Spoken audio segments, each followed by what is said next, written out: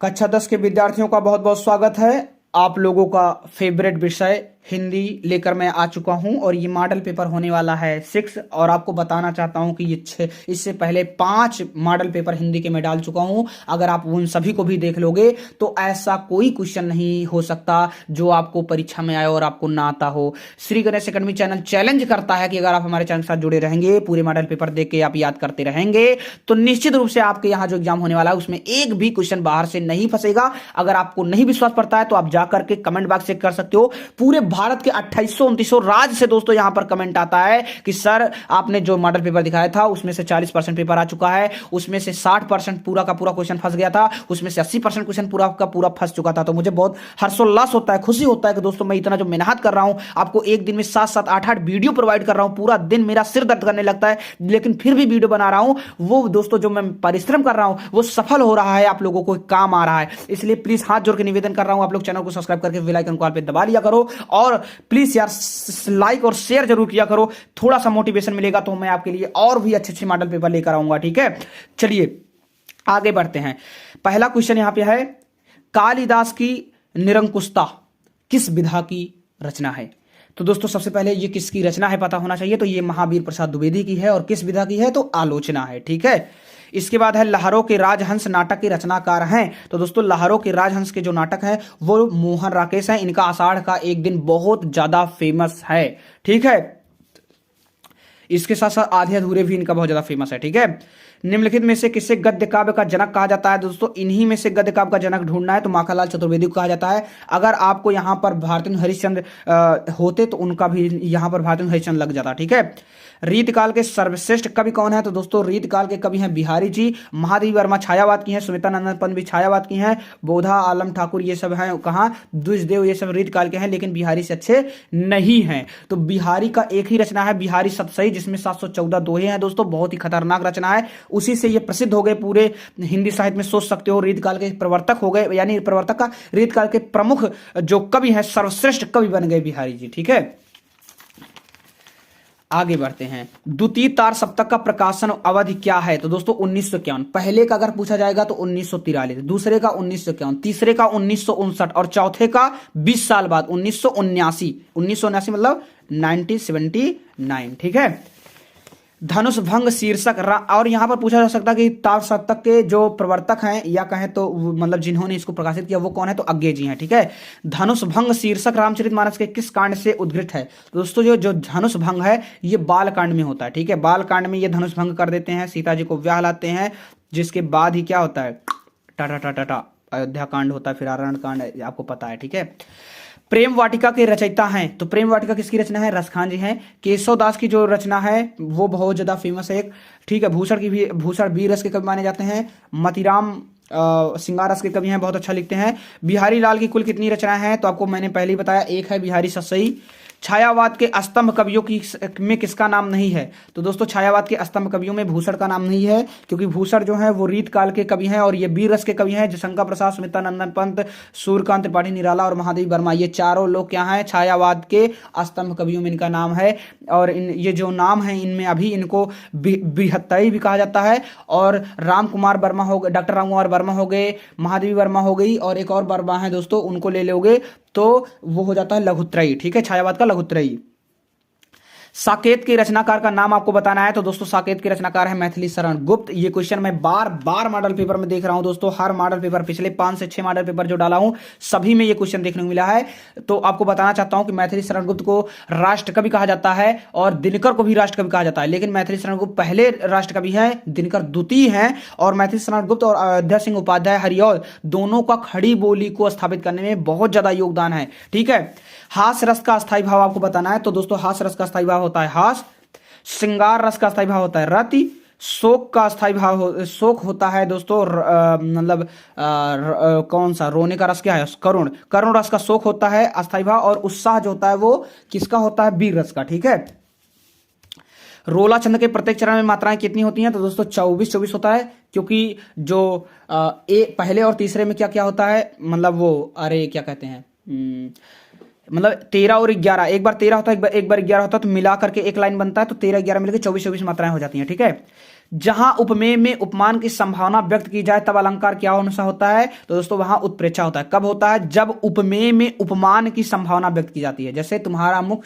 चंद्रमा के समान सुंदर है, तो मुख हमारा जो है वो चंद्रमा से तुलना की जा रही है, इसलिए यहां पर उत्प्रेक्षा अलंकार हो जाएगा। ठीक है, तो अगर कभी कभी क्या होता है, उपमेय में उपमान की संभावना होने लगती है, यानी उपमेय में उपमान की संभावना होने, यहाँ पे उपमान में उपमेय की संभावना होने लगती है। जैसे अगर कोई कह ले कि चांद तो तुम्हारे मुख के जैसा है, तो यार यहाँ पे तो मतलब मतलब चांद की सुंदरता कम हो गई मेरे मुख से, तो ऐसी समय में क्या हो जाता है, व्यतिरेक अलंकार हो जाता है। ठीक है, यहाँ पे ध्यान दीजिएगा। आ उपसर्ग का प्रयोग किस शब्द में नहीं हुआ है, तो दोस्तों अनाथ और अनुप्रास में तो हुआ ही है। ठीक है, यहां पे जिसपे नहीं हुआ है वो है अरूप। अरूप में नहीं हुआ है क्योंकि मुझे जहां तक लगता है मैं इसमें क्लियर नहीं हूं, आप लोग देख लीजिएगा। अरूप यहां पर जो है वहां पे रूप का कुरूप हो जाता है, लेकिन अरूप मैंने नहीं सुना है, तो यहां पे आ इसमें नहीं लगा हुआ है, बाकी सब में मेरे को लगता है लगा हुआ है। ठीक है, बाकी आगे बढ़ते हैं। सुंदरता पद में प्रयुक्त प्रत्यय का नाम बताना है, तो यहां पर दोस्तों ता हो जाएगा। चंद्रमौली में समास है, तो दोस्तों यहां पे बहुब्री समास हो जाएगा, और इसका अर्थ होता है चंद्रमा है जिसके सिर में, चंद्रमौली, मौली माने सर होता है, तो चंद्रमा है जिसके सर में, अर्थात यहां पर किसी को कहा जा रहा है तो बहुब्री हो जाएगा। और चंद्रमा किसके सर पे है, भगवान शिव शंकर के। ठीक है, यहां पे गाठ पद का तत्सम है, तो दोस्तों गाठ शब्द पद का जो तत्सम रूप होता है वो होता है ग्रंथि। नद्या शब्द का विभक्ति और वचन है, तो दोस्तों कौन सी विभक्ति और वचन है, तो ये आपको बताना है। तो दोस्तों आपको बताना चाहता हूं कि ये जो नद्या है, ठीक है, ये क्या है, ये जो नद्या है ये मेरे को कहीं मिला नहीं। ठीक है, पूरा मैं नदी का रूप देख डाला बट कहीं मिला नहीं। इसका एक अलग तरीके से लिखा हुआ मिल रहा था, इस तरह से मैं आपको दिखा देता हूं, ऐसे नद्या देखने को मिल रहा था, तो ये मेरे को प्रथमा विभक्ति की बहुवचन में देखने को मिला था। तो निश्चित रूप से ये वाला जो पहला विकल्प है वो यहाँ पे सही हो जाएगा। ठीक है, आप एक बार चेक कर लीजिएगा अपने तरफ से, नहीं आपके यहाँ के संस्कृत जो टीचर होंगे उनसे पूछ लीजिएगा, नहीं मैं अपने यहाँ के संस्कृत टीचर से पूछ करके दोस्तों आपको यहाँ पे कमेंट में पिन कर दूंगा। ठीक है, प्रश्न नंबर 18 का आंसर। पठ किस धातु का लकार पुरुष वचन का रूप है, तो दोस्तों पठ जो है वो लोट लकार यानी वर्तमान काल के मध्यम पुरुष एक वचन का रूप है। ठीक है, ये आपको ध्यान रखना है। सदैव पद में संधि है, तो यहां पे वृद्धि संधि है। ठीक है, यहां पे प्रश्न आपको देखने आ जाता है खंडवा से। यहां पर आपको बताना है कि काशी के उत्तर में धर्मचक्र बिहार मौर्य और गुप्त सम्राटों की कीर्ति का खंडहर था, भग्न चूड़ा। यहां पे मतलब इसको पूरा पढ़ना है और इसके बाद यहां पर आपको आंसर देना है। तो यहां पर आंसर क्या है, यहां पर पूरा देख लीजिए कि गद्यांश का संदर्भ लिखना है, रेखांकित अंश की व्याख्या करना है, धर्मचक्र कहां है वो दिखाना है। मैं आपको दिखा देता हूं। तो दोस्तों ये देखिए ये वाला गद्यांश है, और मैं पाठ का नाम बता देता हूँ, जयशंकर प्रसाद का ममता नामक पाठ है। ठीक है, तो यहाँ पर ये वाला गद्यांश है, और यहाँ से इसका पूरा व्याख्या आप लोग देख लीजिए, स्क्रीनशॉट ले लीजिए। ठीक है, टाइम की कमी है तो मैं जल्दी जल्दी दिखाऊंगा, आप लोग स्क्रीनशॉट ले लीजिए। ठीक है, तो स्क्रीनशॉट ले लीजिएगा तो जल्दी हो जाएगा। यहाँ पर मैं आपको प्रश्न का आंसर भी यहाँ पर दिखा देता हूँ, ऊपर भी अभी व्याख्या है, तो व्याख्या इसको भी देख लीजिए।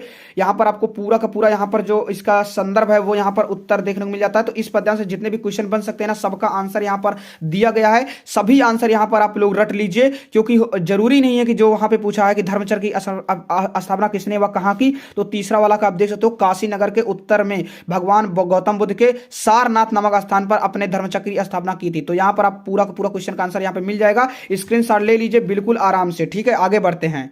अथवा करके है, अगर आप ये नहीं कर पा रहे हैं तो अथवा करके यहां पर है बुद्ध के इस जन्म की घटनाएं तो इन विचित्र कथाओं में है ही उनके पीछे, यहां से पूरा आपको देखने को मिलता है। मैं आपको ये दिखा देता हूं। तो दोस्तों मैं आपको एक चीज बताना चाहता हूं कि ये यहाँ पर जो बुद्ध के जीवन की घटना है, यहाँ पे एक यहाँ पर आया है अजंता नामक शब्द, तो मुझे लगा कि ये अजंता नामक पाठ से लिया गया है, और निश्चित रूप से आपको भी यही लगेगा कि अजंता नामक पाठ से ही लिया गया है। लेकिन मैंने अजंता नामक पाठ पूरा पढ़ा, वहां पे मैंने चेक किया, बट यहाँ पर मेरे को कहीं भी ये वाला गद्यांश देखने को नहीं मिला है। तो मैं यहाँ पर दोस्तों बहुत ज्यादा मतलब कोशिश तो किया इसका कि कौन से पाठ से लिया गया है, संदर्भ क्या है, प्रसंग क्या है, व्याख्या क्या है, बता सकूं, बट मेरे को मिला नहीं। तो आप लोग देख लीजिए, पढ़ने वाले लड़के हो, आप लोगों को मिल जाए तो लिख लीजिएगा। ठीक है, जातक कथाएं किससे संबंधित है वो आप यहाँ से देख के लिख सकते हैं, बाकी इसका जो व्याख्या क्या है वो आप लोगों को गद्यांश मिल जाएगा तो कर लेंगे। ठीक है, आगे बढ़ते हैं। सुन सुंदर बैन सुधारस साने, सयानी है जानकी जानी भली, तिरछे करी नैन दिसैन तीहे समुझाई कछु मुस्काई चली, तुलसी तही अवसर सोहे सबय अवलोकत लोचन लाहुअली, अनुराग तड़ाग में भानु उदय बिकसी मनोमंजल कंदकली। ये दोस्तों आपको पता है यहाँ पे तुलसी आ चुका है, तो आप यहाँ पर तुरंत बता सकते हैं कि तुलसीदास द्वारा लिखा गया है। अब तुलसीदास का आपका आप में कौन सा पाठ है वो मैं आपको दिखा देता हूँ, बाकी इसका संदर्भ सहित व्याख्या क्या, अनुराग तड़ाग तथा मनोमंजल कंदकली, ये सभी में जो वो अलंकार है वो सब मैं आपको बता देता हूँ। ठीक है, तो यहां पर देखो, यहां पे अनुराग तड़ाग, तो यहाँ पे ग की आवृत्ति हो रही है तो यहाँ पर अनुप्रास अलंकार आ सकता है। ठीक है, यहाँ पे मनोमंजुल, मनोमंजुल में माँ की आ रही है तो यहाँ पे कंजकली में का की आ रही है तो अनुप्रास अलंकार हो जाएगा। ठीक है, तो यहाँ पर अनुप्रास अलंकार है ही। बाकी इन दोनों की संदर्भ सहित व्याख्या मैं आपको दिखा देता हूँ। तो ये देखिए सबसे पुराना मतलब सबसे पीछे वाला है आपका, ये सबसे अंतिम वाला पद आया है। और मैं इसका पाठ का नाम भी देख लेता हूँ, एक बार आपको दिखा देता हूँ पाठ का नाम क्या है। तो दोस्तों ये जो पाठ का नाम है वो है धनुष भंग वन पथ पर। तो मुझे लगता है ये वन पथ पर का है। हाँ जी हाँ, तो वन पथ पर से लिया गया है ये दोस्तों। और आपको लिख देना है कि तुलसीदास द्वारा जो हमारे में पाठ है वहां से लिया गया। तो आपको यहाँ पर जो संदर्भ है वो यहाँ पर दिख रहा होगा, प्रसंग भी आपको दिख रहा होगा, व्याख्या भी आपको दिख रही है। तो सबका यहाँ पर आपको क्या करना है, ले लेना है स्क्रीनशॉट। मैं इसीलिए आपको पूरा का पूरा दिखा रहा हूं। स्क्रीनशॉट ले लो, आराम से घर पे लिख लेना, पढ़ लेना, याद कर लेना। ठीक है, पूरा का पूरा देख लो। काव्य सौंदर्य भी आप यहां पर देख लीजिए कि भाषा कौन सी है, शैली कौन सी है, गुण कौन सा है, रस कौन सा है। हाँ, ये चीज काव्यगत सौंदर्य अगर आप लिख देते हैं निश्चित रूप से बहुत ज्यादा मजा आ जाएगा। ठीक है, ये चीज आपको जरूर पता होना चाहिए। शब्द व्यंजना क्या है, भाषा क्या है, शैली कैसी है, सब कुछ। अलंकार आप यहाँ पर देख सकते हो, अनुप्रास अलंकार है, रूपक भी यहाँ पर है, उत्प्रेक्षा भी है। मनोमंजुल कंजकली वहां पे पूछा था ना दोस्तों कि कौन सा अलंकार है, यहाँ पर मनोमंजुल कंजकली यहाँ पर आया है ना। तो यहाँ पर कौन सा हो जाएगा, यहाँ पे कौन सा हो जाएगा, यहाँ पर हो जाएगा उत्प्रेक्षा अलंकार। ठीक है, कौन सा हो जाएगा, उत्प्रेक्षा अलंकार। ठीक है, आगे चलिए बढ़ते हैं। अगला यहाँ पर आया है ख विकल्प बढ़ जाता है मानवीर का रण में बलि होने से, मूल्यवती होती सोने की भस्म यथा सोने से, रानी से भी अधिक हमें अब यह समाधि है प्यारी।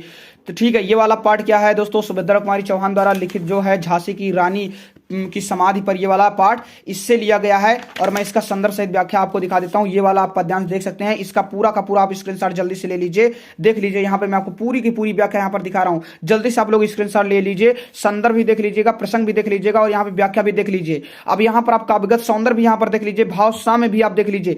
यहाँ पर भाव साम्य अगर आप लिख देते हैं तो पूरा नंबर मिल जाएगा। जो देश जाति के लिए शत्रु के सिर काटे कटवा भी दे, उसको कहते हैं वीर आनहित अंग भंग छटवा भी दे। तो ये वाला भी बहुत तगड़ा वाला है। आप भाव साम्य लिख देंगे तो जो जांचने वाले होते हैं काफी वो खुश हो जाते हैं और आपको पूरा का पूरा नंबर देते हैं। ठीक है, अब इसके बाद आपको है 23वां नंबर प्रश्न है। यहां पर दोस्तों खंड का है, यहां पे संदर्भ सहित हिंदी में अनुवाद करना है। अनिवार्य संस्कृत से है एकदा बहवा जना धूमयानम, ये पूरा आपको हिंदी में अनुवाद भी करना है और उसके जितने भी क्वेश्चन है उसका आंसर भी देना है। तो हिंदी में अनुवाद करना है। तो आइए मैं आपको इसको दिखाता हूं अनुवाद क्या होगा।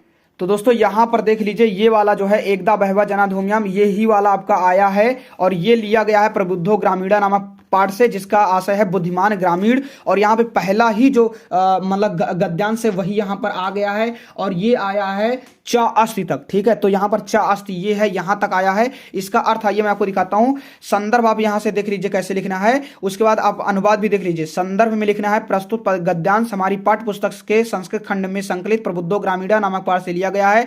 इस गद्यांश में ग्रामीणा व्यक्ति की चतुरता का वर्णन बड़े ही रोचक व मनोरंजक ढंग से प्रस्तुत किया गया है। यहाँ पर आपको उसका अनुवाद में मिल जाता है। अनुवाद कहता है, एक बार बहुत से मनुष्य रेलगाड़ी पर सवार होकर नगर की ओर जा रहे थे। उनमें से कुछ गांव के तथा कुछ शहर के लोग थे। उनके चुपचाप रहने पर एक शहरी ने उन ग्रामीणों का मजाक उड़ाते कहा, ग्रामीण आज भी पहले की तरह अशिक्षित और मूर्ख हैं, ना तो उनका विकास हुआ है और ना ही हो सकता है। बस यहां तक आया है आपके क्वेश्चन पेपर में, यहां तक आपको अनुवाद लिख देना है। आगे बढ़ते हैं। यहाँ पे अथवा करके है, अगर आप ये वाला ना कर पाओ तो है मानव जीवनस्य संस्करणम संस्कृति, यहां से लेकर के आया है एकम एव ईश्वरम भजन्ते। आइए मैं आपको इसका भी अनुवाद दिखाता हूं, आप लोग स्क्रीनशॉट ले लीजिए, पढ़ लीजिएगा। तो यहाँ पर देख सकते हैं ये वाला है। ठीक है, मानव जीवन संस्करण संस्कृति, यहाँ से लेकर अस्माकम संस्कृति तक यहाँ पर आया है। ठीक है, अस्माकम संस्कृति, इसके बाद विश्वस्त से भी लेकर के यहाँ पर आया है, कहाँ तक आया, ईश्वर भजन्ते। ठीक है, तो यहाँ पर देखिए मैं आपको दिखा देता हूँ, यहाँ से पूरा लेकर के फिर यहाँ तक आया है। ठीक है, यहाँ तक आया है। ठीक है, इसका आप लोग यहाँ पे संदर्भ जो है वो आप लोग यहाँ पर देख सकते हैं कि प्रस्तुत गद्यांश हमारी पाठ्य पुस्तक के संस्कृत खंड में संकलित भारतीय संस्कृत नामक पाठ से लिया गया है। प्रस्तुत गद्यांश में भारतीय संस्कृत के महत्व को दर्शाया गया है। फिर यहाँ पे अनुवाद आता है कि मानव जीवन को सजाना संवारना ही संस्कृत है। हमारे पूर्वजों ने मानव जीवन को संवारने के लिए महान प्रयास किए थे। उन्होंने हमारे जीवन को सजाने संवारने के लिए जिन आचरणों और विचारों को दिखाया वह सब हमारी संस्कृत है। इसके बाद है संसार की रचना करने वाला ईश्वर एक ही है, यह भारतीय संस्कृत का मूल महत्व है। विभिन्न मतों के अनुयायी अलग अलग नामों से ईश्वर का भजन करते हैं। तो इतना ही आपको लिखना है। इसके बाद यहां पर आगे बढ़ते हैं। 24 वाला क्वेश्चन है कि एक श्लोक का संदर्भ सहित आपको व्याख्या लिखना है। नीर क्षीर विवेके हंसा लस्यन त्वमेव तनुषे चेत विश्वसिंधुनान्यः कुल व्रतम पालिष्यसित कतः। इसका मैं आपको दिखा देता हूं। यहां पर देख लीजिए है ये वाला श्लोक और इसका आपको संदर्भ इस तरह से लिखना है। प्रस्तुत श्लोक हमारी पाठ्य पुस्तक के संस्कृत खंड में संकलित अन्योक्त विलासा नामक पाठ से लिया गया है। प्रस्तुत श्लोक में यहां पर आपको ये वाला लिखना है। प्रस्तुत श्लोक में अपने कुल धर्म व कर्तव्य पालन की शिक्षा दी गई है।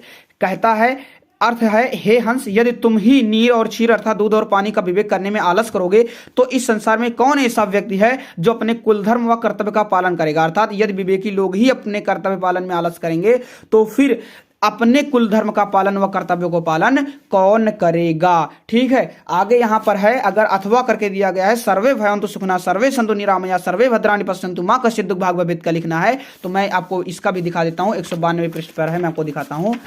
ये देखिए ये वाला है, ये वाला आया है। इसका यहाँ पर संदर्भ आपको जैसा कि हर बार लिख रहे हो वहां पर बस आपको पाठ का नाम बदलना है। पाठ का नाम हो जाएगा भारतीय संस्कृत और लिखा जाएगा संदर्भ प्रस्तुत गद्यांश हमारी पाठ्य पुस्तक के संस्कृत खंड में संकलित भारतीय संस्कृत नामक पाठ से लिया गया है। प्रस्तुत गद्यांश में भारतीय संस्कृत महत्व को दर्शाया गया है। और यहाँ पर आपको भारतीय संस्कृत महत्व नहीं लिखना है बल्कि लिखना है प्रस्तुत श्लोक में भारतीयों की मूल भावना को दर्शाया गया है। ठीक है, अनुवाद हो जाएगा, सभी सुखी हों, सभी निरोगी हों, सभी कल्याण देखें और कोई भी दुख भागी ना हो। ठीक है, आगे बढ़ते हैं। अगला यहाँ पे है, अपने पठित खंड काव्य के आधार पर निम्नलिखित प्रश्नों में से किसी एक प्रश्न का उत्तर देना है। तो दोस्तों हम प्रतापगढ़ जिले से हैं तो ज्योति जवाहर खंड काव्य यहाँ हमारे यहाँ चलता है, तो मैं आपको ज्योति जवाहर खंड काव्य दिखाता हूँ। बल्कि आप यहाँ पे और भी देख सकते हैं, आप जहाँ के रहने वाले हैं वहां का खंड काव्य चलता है तो वो आपको देखना है। तो ये है ज्योति जवाहर वाला, जो कि इसके लेखक हैं श्री देवी प्रसाद शुक्ल राही। आप देख सकते हैं इतने जिलों में यही पूछा जाएगा। अगर आप इनमें से किसी एक जिला के हैं तो आप कमेंट भी कीजिएगा और आपको यही लिखना है। तो यहाँ पर खंड काव्य का सारांश जो है मैं यहाँ पर आराम से चला देता हूँ, धीरे धीरे आप लोग इसका स्क्रीनशॉट ले सकते हैं। ठीक है, देखिए धीरे धीरे मैं आपको सबका दिखा देता हूँ सारांश कैसा है। ठीक है, तो ये सारांश आपको दिखा देता हूँ। ठीक है, देख लीजिए अपना। अब यहाँ से भी आप देख लीजिए, यहाँ पर थोड़ा सा है, मैं जानता हूँ वीडियो क्वालिटी थोड़ा सा गड़बड़ होगा इतना लिखने पर, लेकिन आप लोग स्क्रीनशॉट लेकर लिखेंगे तो आप आराम से लिख के याद कर लेंगे। ठीक है, आगे बढ़ते हैं।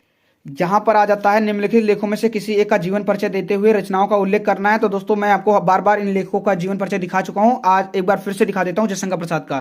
तो ये है जयशंकर प्रसाद का जीवन परिचय, आप आराम से देख लीजिए। इनका जन्म काशी के सुंगनी साहू नाम से प्रचलित वैश्य परिवार में हुआ था 1889 ईस्वी में। बाकी आप इनके बारे में ये जो लिखा गया है पूरा का पूरा यहाँ पर मैं आपको अच्छे से दिखा दे रहा हूँ, स्क्रीनशॉट ले लीजिए और पूरा का पूरा रट डालिए। संक्षिप्त जीवन परिचय आप यहाँ से देख लीजिए, जो कि जौन जरूरी है। छायावादी काव्यधारा के प्रवर्तक माने जाते हैं ये दोस्तों। ठीक है, ये आपको ध्यान देना है। ठीक है, और प्रसाद युग का निर्माण करता था, छायावाद का प्रवर्तक कहा जाता है इनको, ये भी आपको ध्यान रखना है। आगे बढ़ते हैं। फिर से अगला क्वेश्चन है कि दोस्तों किसी एक कवियों में से किसी के एक कवि की रचना आपको बताना है, जीवन परिचय देना है। तो दोस्तों हर बार मैं आपको दिखाता हूं, इस बार रसखान जी का दिखा देता हूं। ये है दोस्तों रसखान जी का जीवन परिचय आप देख लीजिए। यहाँ पर 1533 ईस्वी में रसखान जी का यहाँ पर जन्म हुआ था और ये मुसलमान कवि हैं। रसखान अग्रण है मुसलमान कवियों में। इनका मूल नाम सैयद इब्राहिम माना जाता है। मूल नाम से यहाँ पर आपको क्वेश्चन बन सकता है। ये कृष्ण की भक्ति में तल्लीन रहते थे, ये भी आपको पता होना चाहिए। और दोस्तों इन्होंने गोस्वामी विठलनाथ जी से वल्लभ संप्रदाय के अंतर्गत पुष्टि मार्ग दीक्षा ली थी, ये बात आपको बिल्कुल पता होना चाहिए। इन ऐसी मान्यता है कि प्रेम वाटिका इनकी अंतिम काव्यकृत है, तो प्रेम वाटिका के बारे में आपको पता होना चाहिए। इस रचना के कुछ वर्ष 1618 में इनकी मृत्यु हो गई, ये भी आपको पता होना चाहिए। आगे बढ़ते हैं। इसके बाद है दोस्तों अपनी पाठ्य पुस्तक में से कंठस्थ किया हुआ एक श्लोक लिखिए जो इस प्रश्न पत्र में ना आया हो, आपको पता है लिख देना है। बाकी यहाँ पर आपको किन्हीं निम्नलिखित में से किन्हीं दो प्रश्नों के उत्तर संस्कृत में लिखना है। वाराणसी का संगम अस्त्री अस्ति, तो यहाँ पर आपको इसका देना है। अलछेंद्रा का असीत, ग्रामीणाम का उपहासत, ग्रामीण ने क्या हंसा, संस्कृत शब्द से किम तत्पर्यम अस्ति। ये सारे के सारे क्वेश्चन मैं इसलिए हल नहीं कर रहा हूँ क्योंकि दोस्तों सब कुछ मैं हल कर दूंगा, तो आप क्या करेंगे, एक एक शब्द के यहाँ पर आंसर है, आप भी अपने तरफ से थोड़ा पढ़िए, क्वेश्चन का आंसर ढूंढिए, तो आपका दिमाग जल्दी तेजी से काम करेगा और आपका पूरा का पूरा नंबर आएगा। ठीक है, इसके बाद एक विषय पे आपको निबंध लिखना है। आपको पूरा का पूरा विषय यहां पर दिख रहा है, आप लोग यहां पर निबंध लिख लीजिएगा। ठीक है, तो उम्मीद है दोस्तों आपकी ये वीडियो बिल्कुल पसंद आई होगी। देखिए कितना मेहनत कर रहा हूं आपके लिए, लगातार दोस्तों कितनी सारी मॉडल पेपर आ रही है, हर विषय का डाल रहा हूं। तो आप लोग चैनल को सब्सक्राइब कर लीजिए, टेलीग्राम चैनल को जरूर ज्वाइन कीजिए, वहां पर आपको लगातार अपडेट मिलता रहता है कि कौन सा क्वेश्चन बहुत ज्यादा इंपॉर्टेंट है, कौन सा आने वाला है, कौन सा छूट सकता है, किसको नहीं पढ़ना है, किसको ज्यादा पढ़ना है। उम्मीद है आपको वीडियो पसंद आई होगी। मिलते हैं नई मॉडल पेपर के साथ में, तब तक के लिए जय हिंद, वंदे मातरम।